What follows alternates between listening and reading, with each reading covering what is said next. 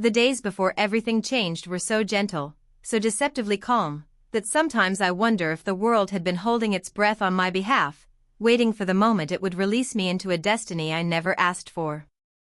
My life back then revolved around simple rhythms, tending to the herb garden behind the cottage, brushing dew from lavender stems each morning, feeding the old hens before the sun climbed over the eastern ridge, and listening to the quiet gossip carried through the marketplace where everyone knew everyone else's stories, except mine, the one I kept tucked behind polite smiles and soft nods. I had grown used to the smallness of my existence, to the comfort of routine, to the illusion that peace was something permanent rather than borrowed. But even in those quiet days, something in the world felt off, as if the air itself kept shifting around me in ways I couldn't fully name. Some mornings I woke before dawn to an unusual stillness, one so complete it felt unnatural, as though the wind had paused mid-breath and the trees dared not rustle. Other times the birds fell silent all at once, leaving behind a ringing emptiness that tugged at my instincts, stirring an unease I couldn't explain. I told myself it was nothing, just nerves or imagination, but whenever I went to the forest edge to gather firewood, the shadows seemed to move just a little too deliberately, stretching in directions that didn't match the sun, curling around the roots like living smoke. Once, I turned quickly, certain someone stood behind me, but all I saw was the faint shimmer of heat in the cool morning air, like a breath exhaled by the forest itself. And yet, despite the strangeness, despite the way the hairs on the back of my neck often rose, I always felt strangely protected, as if something unseen walked beside me. My stepmother believed isolation made me obedient, but in truth it made me observant, attuned to every shift in wind, every whisper through the pines, every flicker of movement just beyond my sight. That was how I first sensed him, the presence the villagers never spoke of, the one I later learned had watched me long before fate tangled our paths. At first it was only the feeling of eyes on my back, the light prickle at the nape of my neck, the sudden hush of the world when I stepped too close to the forest boundary. Then, one evening as sunset bled gold across the sky, I saw a shadow that didn't belong to any tree or rock, tall and lean and wolf-shaped, lingering between two ancient pines. It didn't move like a creature made of flesh and bone, it drifted, bending with the dimming light until it melted into the forest floor. My breath snagged in my throat, but fear never settled in. Instead, a strange calm washed over me, as if the shadow meant no harm, merely watching with a patience older than the land itself. Another time, while carrying herbs back to the cottage, I caught a glimpse of a faint red glow, just a single point like an ember suspended in midair, deep within the thicket. When I blinked, it was gone, but the sensation of being observed softened into something almost familiar. I tried to dismiss these moments as tricks of dusk or exhaustion, but deep down I knew better. I sensed the presence not as a threat, but as a silent guardian keeping its distance, bound by some ancient rule I couldn't begin to understand. Even the night sounds had changed, distant howls drifted through the valley far more often than before, long and sorrowful, carrying a note of warning I didn't yet have the wisdom to hear. The villagers claimed the wolves had been restless for months, that the forest pack was unsettled, but the howls I heard felt different, lower, more resonant, as though they vibrated through the soil beneath my feet. More than once I stood at my window long after midnight, staring into the tree line, waiting for something I couldn't name. And in those moments, I felt the world shifting, inch by inch, pulling away from the life I'd always known. My stepmother grew more controlling. The elders whispered more urgently, travelers spoke of storms gathering beyond the borderlands, and each day the air thickened with tension, heavy with a promise of change. Yet I clung to the comfort of routine, pretending everything was as it had always been, though every instinct in me knew the truth, peace was not meant to last. The forest, once merely a backdrop to my quiet existence, had begun to watch me back, its branches bending toward me like curious hands. Even the sky felt different, the clouds moving in patterns that made no sense, drifting against the wind as if pulled by an unseen force. And always, that faint red glow returned at the edge of my vision, patient, unwavering, a reminder that something ancient lingered just out of sight. I didn't know his name then. I didn't know he was Kale, the rogue wolf spoken of only in forgotten lore, a silent shadow with a single burning eye. I didn't know he had chosen to watch me, to circle the borders of my life with a purpose far deeper than protection. All I knew was that the world felt poised on a precipice, and I was standing unknowingly at the very center of it. The quiet of my days was shrinking, thinning like mist under rising sun, and somewhere beyond the treeline, something moved with the certainty of destiny itself.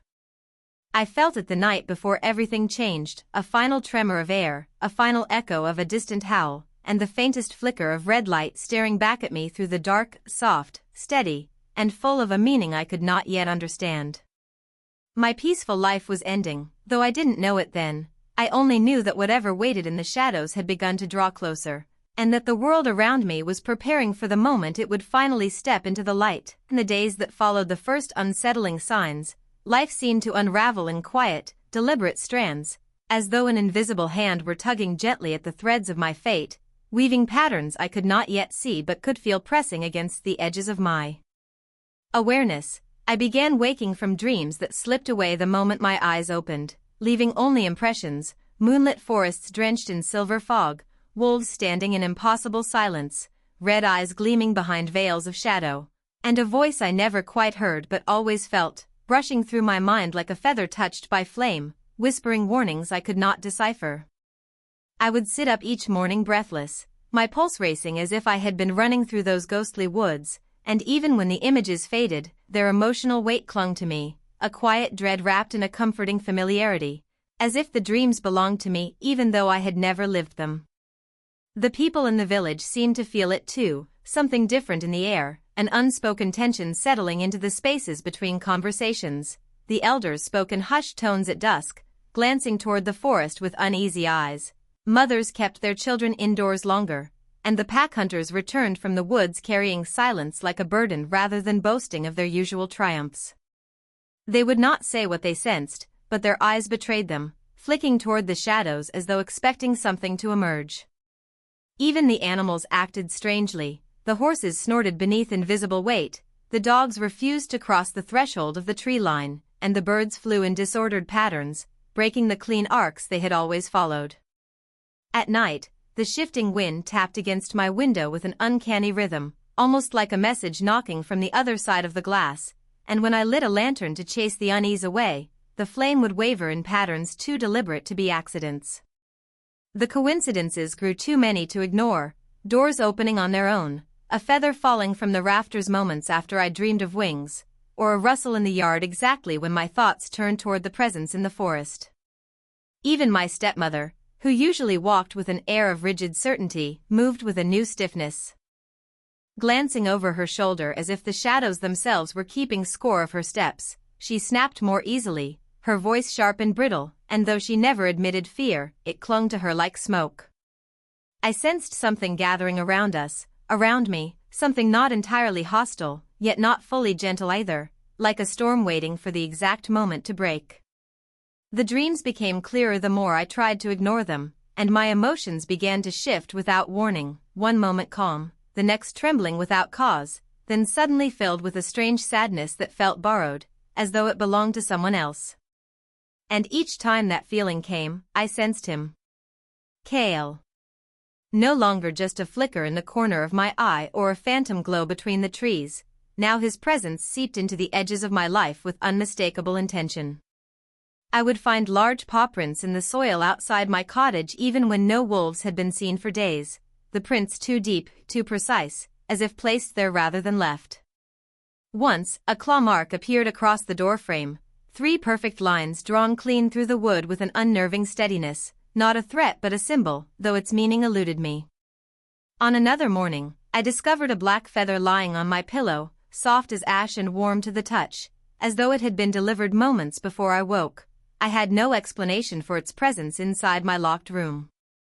And always, the forest watched me. Its branches bent not with the wind but with purpose, leaning inward as I passed, while the rustling leaves whispered in tones too rhythmic to be nature's alone. The hunters returned claiming they heard footsteps behind them though nothing followed, and one swore he saw a wolf-shaped shadow melt into a tree as though the darkness had swallowed it whole. When I dared to stand at the forest boundary at dusk, Kale appeared more boldly than ever before, a silhouette among the trees, tall and silent, his outline unmistakable even in the dying light. His single red eye glowed with a soft intensity, pulsing once, as if acknowledging me, before disappearing into darkness with a fluidity no natural creature possessed.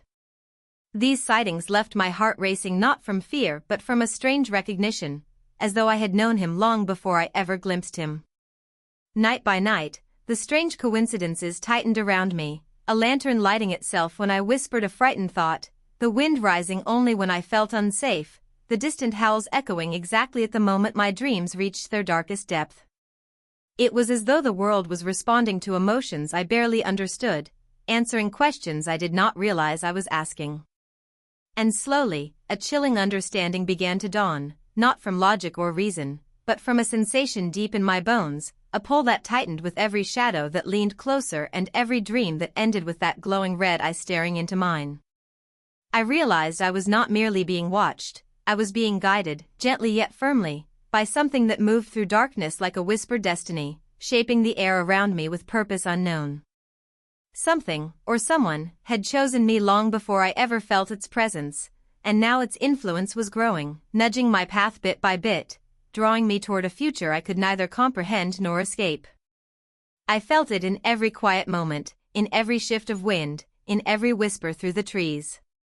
A force older than my fears, older than the pack, older perhaps than the forest itself had set its gaze upon me, and the haunting certainty settled over me like a shadow. I was no longer walking through life alone. I was being led. I felt the shift long before I saw him, a pull in the air like gravity bending around a star, a silent command woven into the wind that made the leaves still themselves and the birds retreat into their nests as though bracing for something greater than any of us could name. It was the kind of disturbance that hums through bone and instinct, announcing a presence destined to change not only a life, but an entire world. That morning, the sky carried a strange bronze shimmer, the clouds swirling in tight spirals far above the treetops as though the heavens themselves were watching, waiting. I had been gathering herbs near the edge of the forest when a tremor of cold swept across the ground, rippling the earth beneath my feet like a heartbeat thrumming through the soil. The trees leaned inward, tall silhouettes bowing in eerie unison, and the breeze carried the faintest sound, soft, rhythmic, approaching. I turned, and there he stood. A man shaped by strength and stormlight, tall enough that the air around him seemed to bend, cloaked in a presence that didn't merely fill the space but commanded it. His eyes, a deep molten gold, met mine with a clarity that pierced straight through every layer of guarded calm I had ever built. I didn't know his name yet, but instinct named him for me: power, destiny, inevitability. His steps were soundless despite the weight of his authority, and when he spoke my name, Lyria, it sounded like he had already spoken it 1,000 times in forgotten ages. My breath caught, not because he frightened me, but because something ancient inside me responded as though recognizing a melody it had long yearned to hear. Behind him, the wind thickened, swirling like smoke as a familiar shadow peeled gently from the treeline. Kale. Larger than any natural wolf, his dark fur stirred without wind, and his glowing red eye burned with a sharper intensity than ever before. For the first time, he did not hide within the veil of distance, he stood beside the stranger, as though acknowledging him as something more than mortal. The stranger's gaze never left mine, but Kale stepped forward, silent as death, his claws leaving no impression in the earth, his form shifting like a living shadow. His voice entered my mind in a whisper cold enough to raise the tiny hairs along my arms, not spoken aloud, but carved directly into thought. Your world stands on a lie. Just 6 words, yet they hollowed the ground beneath me, sending a shiver from my spine to my fingertips. The stranger, whoever he was, watched closely as Kale delivered the warning, as though evaluating my reaction, measuring my readiness for truths long buried. My heart thudded painfully, my breath short and quick, but I couldn't look away, not when the weight of their presence made everything inside me tilt and shift. The forest, once a quiet companion, now felt alive with secrets pressing against my skin, shadows curled at its edges, not with malice, but with anticipation. The stranger took a step closer, and though the air between us crackled like lightning about to strike, I did not move. He lifted a hand toward me, not touching, merely hovering inches from my cheek, and the air throbbed with heat and familiarity. "You felt it," he murmured, his voice deep enough to reverberate through the earth. The dreams. The silence. The signs. My lips parted as words tangled in my throat, but I could only nod. His expression softened, though power still rolled off him in waves, controlled but undeniable. Good, he whispered. Because the truth is waking. Behind him, Cale's red eye flared brighter, reflecting a meaning I couldn't decipher, his silent agreement a seal binding the moment. Then the stranger lowered his voice, speaking with quiet intensity, as though revealing a line in a prophecy meant only for me. You are not who you think you are, Lyria. And neither is the world you've been taught to trust. My pulse hammered. He spoke as if he saw through every memory I'd ever held, as if the life I had lived so far were nothing more than a curtain hiding a deeper stage. What do you mean? I whispered, my voice thinner than air. His eyes held mine. Everything you believe has been shaped to keep you small. The forest seemed to lean closer, listening. Cale's shadow flickered at the edges of my vision, pacing slowly as though urging me to brace myself. Your stepmother, he continued, did not bring you here out of duty, or love, or even obligation. My chest tightened. The wind stilled. She brought you here, he said, to keep you away from who you were meant to become. A sound escaped me, half breath, half disbelief. The stranger's golden gaze gleamed with sympathy, but no softness could shield me from the weight of what he was unveiling. Why? I whispered. To protect whom? His jaw clenched in an expression too complex to name. To protect herself. To protect the ones who fear what you may awaken. To protect the kingdom from the truth. The truth. The word felt too heavy. Too sharp. Too final. Cale stopped pacing, raising his head with deliberate stillness, his red eye fixed on me, not predatory, but expectant. As though the next breath I took would determine the shape of everything that followed. You stand at the center of a story hidden from you, the stranger said, stepping close enough that I could see the faint shimmer of energy coiling around him like a second skin. And the moment you learn the truth, nothing will remain the same. My throat tightened. Tell me, I said. Tell me what I'm not seeing. He exhaled, slow and steady, a storm settling before it breaks. Lyria, you were never meant for an ordinary life. My heart twisted. He wasn't lying. Every instinct in me screamed that. But his next words lodged like thorns beneath my skin. You are connected to power, ancient, forbidden, and feared. And those who raised you have spent your entire life hiding it from you. I stepped back without meaning to, the ground uneven beneath my feet, the world tilting in a way that felt irreversible. The air grew cold. Cale's eye dimmed to an ember. The stranger reached out, not touching me but offering steadiness all the same. Your life, he said softly, has been shaped by a lie meant to bury who you are. A tremor burst through my limbs, my breath coming in shallow gasps as his words cracked through every belief I had clung to, my home, my family, the quiet routines that once felt safe. All of it suddenly felt fragile, thin, a story I'd been told rather than one I'd lived. Something inside me, small and steady for so long, shuddered, split, and began to crumble.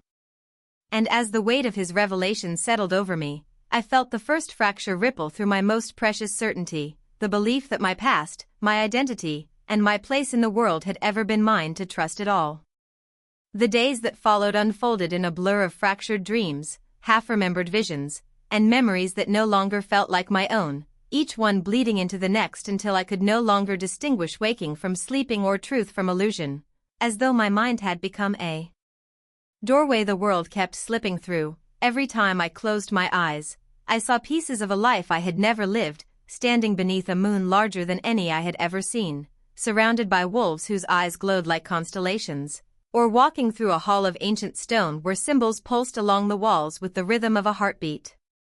I felt emotions too powerful to belong to me, grief so vast it hollowed my chest, love so fierce it burned like fire through my veins, and fear, sharp, urgent, commanding, that clung to me even after the visions dissolved.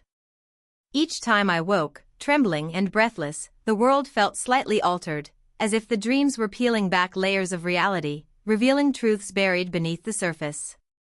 My stepmother's voice echoed through one dream, distorted and cold, whispering words I could not fully catch, only fragments: protect the throne, she must never know, the bloodline cannot rise again, and though the phrases slipped away the instant I reached for them, the dread they left behind settled deep.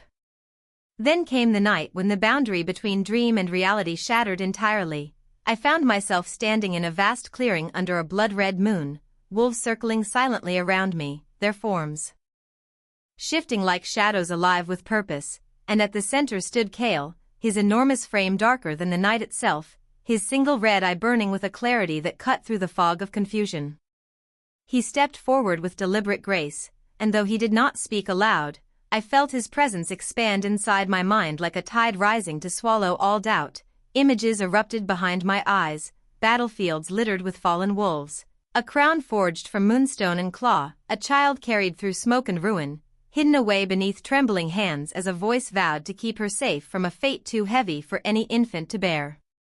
The vision slammed into me with such force I stumbled, and when I blinked, I was awake again, lying in my own bed but drenched in cold sweat, the echo of Kale's gaze lingering as though he had stood in the room itself. Each day after, more pieces surfaced: overheard whispers in the village about a lost Luna, old records in the library whose ink seemed to shift when I tried to read them, telling one story one moment and a different one the next, and symbols carved into tree bark near the forest edge that glowed faintly when I brushed my fingers over them, humming as if responding to something inside me. Even the air around me felt charged, as though it recognized me before I recognized myself. The pack began acting strangely too, elders watching me with wary reverence, younger wolves lowering their gazes when I passed, as though sensing a presence I had not yet grown into. Some avoided me altogether, muttering blessings beneath their breath, while others lingered at the edges of my path as if expecting something monumental to happen the instant I took a wrong step. I could feel the world tightening, coiling, preparing.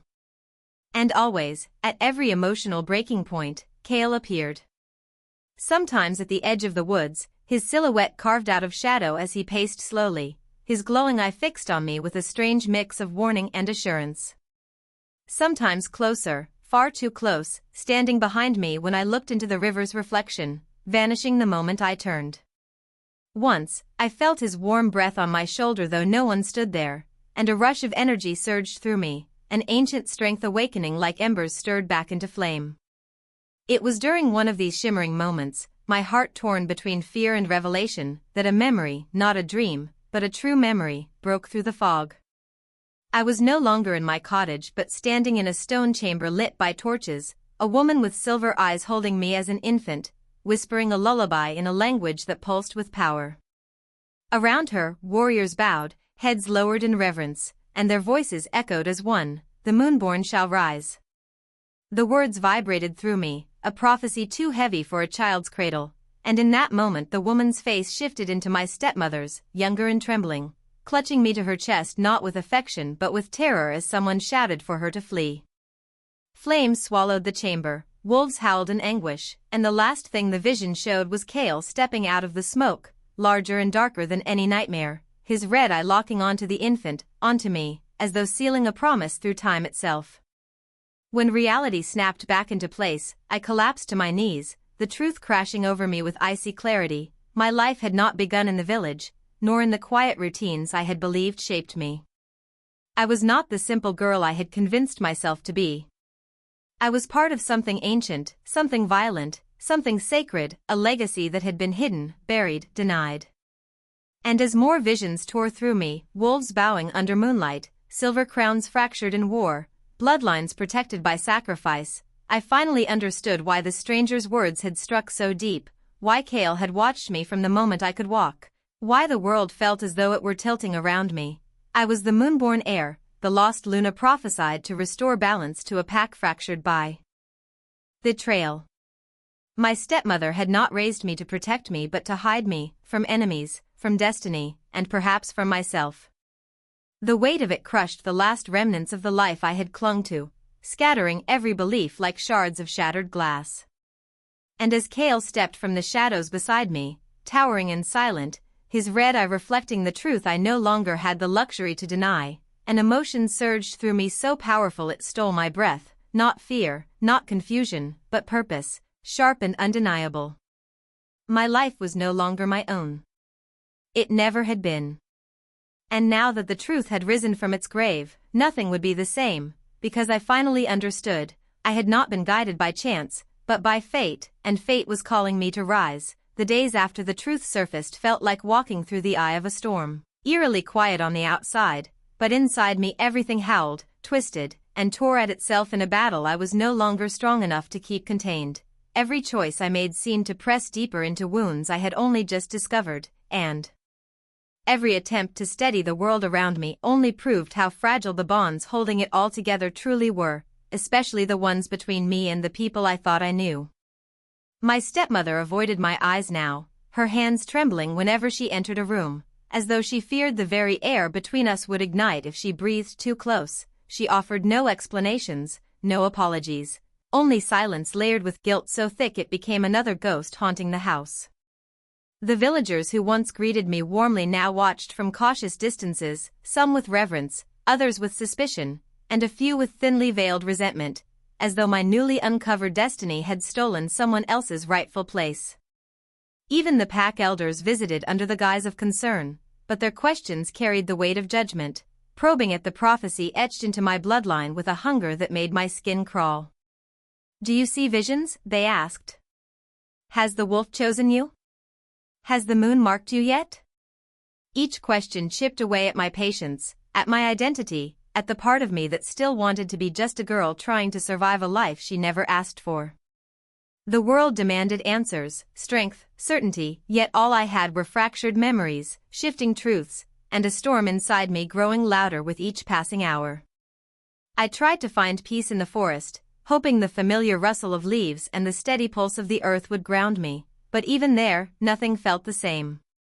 The woods no longer whispered in the gentle way they once had. Instead, the wind churned with an undercurrent of urgency, and shadows seemed to gather and scatter with purpose, as though the forest itself recognized the fracture forming inside me. And always, Kale was there, never close enough to touch, never fully seen, but felt in every breath, every heartbeat, every moment when doubt threatened to swallow me whole. His presence pressed against my back like destiny leaning close enough to whisper, "Move forward," yet it never offered comfort or guidance, only a constant, watchful intensity that felt both protective and unbearably heavy. Sometimes, when the fear clawed high enough to steal my breath, I sensed him standing behind me in a way that felt so real I could almost feel the heat radiating from his massive frame, the low rumble of a growl echoing through my bones as if urging me not to break. But the storm inside me only grew, fed by the expectations tightening around me and the secrets my stepmother still refused to confess. One evening, I confronted her, the question lodged in my throat like a blade, "Why didn't you tell me who I was?" She flinched as though struck, eyes glistening with a fear deeper than anything I had ever seen, and instead of answering, she sank to her knees, whispering that she had tried to save me from power-hungry elders, from the prophecy that had doomed every Luna before me, from the fate that even she had once sworn loyalty to but could no longer bear to witness. Her tears should have softened me, but instead they unleashed a fresh surge of anger, cracking open a bitterness I didn't know I was capable of. Trust, once fractured, isn't easily repaired, and the truth she offered came far too late to mend what had been broken. We argued, painful, trembling words filled with love twisted into hurt, until the weight of it all drove me out into the night, into the forest where breath and sound tangled with the wildness rising within me.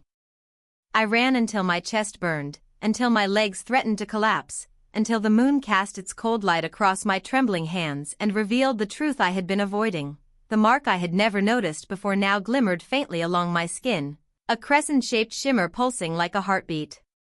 My destiny was no longer just something whispered in visions, it was awakening, claiming me piece by piece. And with that realization came fear so sharp it nearly cut through my resolve, because awakening meant change, and change meant sacrifice. The storm inside me roared, demanding decisions I wasn't ready to make, about the pack, about my lineage, about the fragile bonds unraveling faster with each passing day. When the elders summoned me to the ancient clearing, claiming they needed to assess the Luna's readiness, I felt dread settle into my bones. The trial they set before me wasn't violent, but it was cruel in its own quiet way, a test of loyalty and emotional strength, forcing me to choose between revealing visions that still felt too raw to share or refusing, which they would interpret as weakness. As they circled me, murmuring prayers to the moon and using words weighted with suspicion, I felt the boundaries of my patience stretch thin. When they asked if Kale had spoken to me, if the shadow wolf of prophecy had marked me, I almost lied, but a shift in the air told me he was near, watching, guarding, refusing to let me fall into deception even to protect myself. So I told them the truth, or at least the truth I dared to speak, and their reactions splintered the ground beneath me. Some elders bowed, recognizing the prophecy in my words. Others recoiled, fearful of what my awakening meant. Tension rippled through the clearing, sharp and immediate, and I realized that my presence alone was enough to divide the pack. I wasn't ready for that kind of power, that kind of responsibility. As their voices rose, arguing my fate as though I weren't standing there, something inside me snapped, not violently, but with the quiet heartbreak of someone realizing the people meant to protect her would never see her as anything but a burden or a tool. The storm inside me surged, trembling on the edge of breaking, and Kale's presence pressed so close it felt as though his breath brushed the back of my neck, steadying me just long enough to keep me from shattering. But even he could not stop what came next. The elders demanded I choose a path, to embrace the role of Luna immediately, taking on responsibilities I barely understood, or to step aside and allow another, less rightful but more willing, to lead in my place. It was a test wrapped in manipulation, and though I sensed the trap, I also knew refusing would put the entire pack at risk. My stepmother arrived breathless, pleading for them to give me time, but her voice was drowned by the rising conflict. Everyone wanted something from me. Everyone except Kale. His silence, his steady, constant, wordless loyalty, felt like the only truth left untouched. But even that comfort fractured when the elders delivered their ultimatum: prove the strength of my lineage by severing the last tie to my hidden life. They wanted me to leave my stepmother, to physically and emotionally separate from the woman who had raised me, loved me, lied to me, and hidden me from the world. To rise, they said, you must stand alone. The words gutted me. My stepmother's face crumpled, her hands reaching for me as though she could hold back fate by sheer will. I felt torn. In two, between resentment and love, between destiny and the only family I had ever known, between the storm rising within me and the girl I used to be. Kale's presence surged again, a powerful force urging me toward the path written in my blood, but the choice, this raw, impossible choice, was mine alone. I stepped forward, tears burning hot trails down my cheeks, and with a voice that trembled but didn't break, I told her I had to go. Not forever. Not in anger. But because destiny was no longer something I could run from. Her cry cracked through the clearing, soft but devastating, and she pressed a small pendant into my hand, something she had kept hidden, something that once belonged to my mother, before stepping back with a look of shattered pride. When I turned away from her, something inside me broke cleanly, like a branch splitting under its own weight. The storm inside me quieted, not calmed, but sharpened, forming a new truth in the hollow it left behind. I walked into the forest, into the dark, into the unknown, with Kale's silent presence trailing me like a shadow bound to my fate. And though he remained hidden, closer than ever, it was the echo of my stepmother's sobs fading behind me that marked the moment everything truly changed, the moment sacrifice ceased to be a distant prophecy and instead became the heartbeat of my rising destiny. The night I stepped fully into the forest, leaving behind the last traces of the life I once knew, felt like crossing an unseen threshold woven from moonlight, memory, and the quiet ache of choices made too soon, and as the shadows deepened around me, I felt my heartbeat synchronize with something ancient and patient that had been waiting for this moment far longer than I had ever imagined. Each breath drew in the scent of earth and storm, each step hummed with the pulse of unseen watchers, and with every passing second, the storm inside me shifted, no longer a whirlwind of confusion, but a steady, rising tide of purpose that carried me deeper into the heart of the forest where destiny felt thick as fog. The pendant my stepmother had pressed into my hand trembled faintly, as though reacting to the awakening simmering beneath my skin, and when I lifted it, the small crescent-shaped stone shimmered with a soft silver glow that pulsed like a heartbeat, tugging me toward a path I had never walked yet somehow recognized in the marrow of my bones. As I followed its pull, the forest changed, branches bowed as if in reverence, ancient roots shifted just enough to clear my way, and the air grew charged with a quiet reverence that made me feel both observed and welcomed by forces too old to name. When I reached the clearing at the center of the territory, where the moonlight spilled like liquid silver across the ground, I expected fear to rise in me again, but instead a calm settled across my soul, the kind that comes not from peace but from recognition. This was where all threads converged, where every whisper, dream, vision, and shadow had been guiding me. As I stepped into the moonlit circle, a soft tremor rippled through the air, and Kale emerged from the shadows for the first time, not fully, but enough for me to see the massive shape of his wolf form, muscles coiled like shadows carved from night, fur dark as smoke, and his signature left eye burning with that striking red glow that pulsed like a warning and a promise. He stood at the far edge of the clearing, silent, unmoving, yet radiating a presence so powerful it stole the breath from my lungs, and for a long moment we simply stared at one another, a thousand unspoken truths suspended between us. It struck me then that Kale had always been more than a watcher, he was the hinge upon which my destiny turned, the unseen guardian of every moment when I might have faltered, the shadow between me and every danger I never knew was there. At that realization, the pendant flared brighter, casting a warm silver glow over the clearing, and the ground beneath my feet pulsed with energy that rose like a tide. Threading through my veins, illuminating every truth I had once feared, I was not running toward destiny. Destiny had been shaping the path behind me, ensuring every step brought me here. Moonlight rippled upward like mist as the clearing hummed with an ancient chant that vibrated through the air, though no voices spoke, and I felt the storm inside me finally reach its peak, not to tear me apart, but to pour itself outward, merging with the energy swirling around me. The world tilted, shimmered, blurred at the edges, and suddenly I was seeing flashes, visions not of the past or future, but layers of truth unfolding all at once, the real history of the pack, the prophecy written not in stone but in bloodlines and choices, the shadow wolf meant to rise beside the true Luna, and the broken Alpha King whose destiny was entwined with mine in ways I had yet to grasp. I saw Kale watching over me from childhood, always distant, always silent, always ensuring my path remained unbroken, and I realized with a piercing clarity that he had never been bound to the pack or the prophecy, he had been bound to me. When the visions faded, I collapsed to my knees, breath trembling, heart racing, overwhelmed by the truth but no longer afraid of it. Kale stepped forward, each movement soundless yet heavy with significance, and when he stopped before me, lowering his massive head until his glowing red eye met mine, I felt the weight of his presence settle not as a threat, but as a mantle, a passing of something ancient and solemn.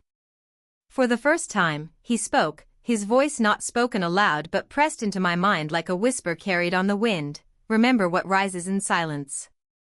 The meaning was a riddle, a warning, a farewell all at once, and even before I could respond, he lifted his gaze toward the fading moon as if acknowledging a call only he could hear.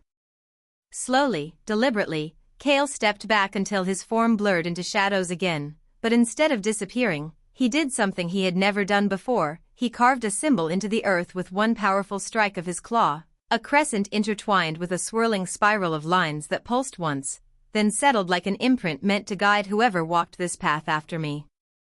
It was a mark of transition, of legacy, of passage. A symbol that meant, the story does not end here. Then Kale lifted his head toward the horizon, where the edge of sunrise painted the sky in faint gold, and released a single howl, not loud, not fierce, but deep, resonant, and saturated with 1,000 meanings I could feel rather than understand. As the sound echoed through the forest, the shadows behind him folded inward, swallowing his form like a veil of night reclaiming its child, and his red eye glowed one last time, bright, piercing, unforgettable, before slowly dimming into nothing. He did not linger. He did not hesitate. He simply vanished, as though stepping out of the world and into legend, leaving behind only the symbol carved into the earth and the echo of his howl still vibrating through my ribs. When silence returned, the first rays of sunrise broke through the treetops, washing the clearing in soft gold that warmed my skin and illuminated the pendant still glowing in my palm. Everything felt different, lighter, heavier, bigger, quieter, like the world had shifted around me and I had shifted with it, becoming someone stronger, surer, woven into something larger than fear or prophecy or the brokenness of my past. I stood slowly, letting the sunlight settle on my shoulders like a new cloak, and when I looked toward the forest's edge, I felt the pack awaiting my return, not with judgment or suspicion, but with the breathless anticipation of those who had sensed the change in the air. Destiny had not just touched me, it had claimed me. And though Kale was gone, his presence lingered in the pulse of the earth, in the whispering leaves, in the space just behind my shoulder where he had so often stood unseen. As I walked out of the clearing, the sunrise blooming across the sky, a distant howl rose from somewhere deep within the forest, soft, haunting, almost mournful, and just before the sound faded, a small crimson flicker glowed between the trees, like the wink of a legendary guardian slipping into myth. Then it vanished, leaving only the echo, the dawn, and the certainty that this was not the end of my story, only the beginning of a greater one waiting just beyond the horizon. Step into a cinematic paranormal world where destiny awakens, shadows whisper, and the Alpha Wolf's true power rises. In this epic Luna and Alpha Wolf dark fantasy story, a young woman is thrust into a mysterious path filled with supernatural secrets, ancient prophecies, powerful pack bonds, and a legendary red-eyed wolf named Kale whose silent presence changes everything. As hidden truths unravel and destiny calls, she must confront the lies that shaped her past, the pack tensions threatening her future, and the mysterious Alpha King whose fate is bound to hers. This emotional, immersive werewolf story blends dark fantasy, supernatural mystery, pack destiny, and deep character drama, perfect for fans of intense world-building, slow-burn revelations, and legendary wolf lore. Wolfface watch as the Luna steps into her true power, and the echo of the red-eyed wolf shapes a future no one can predict.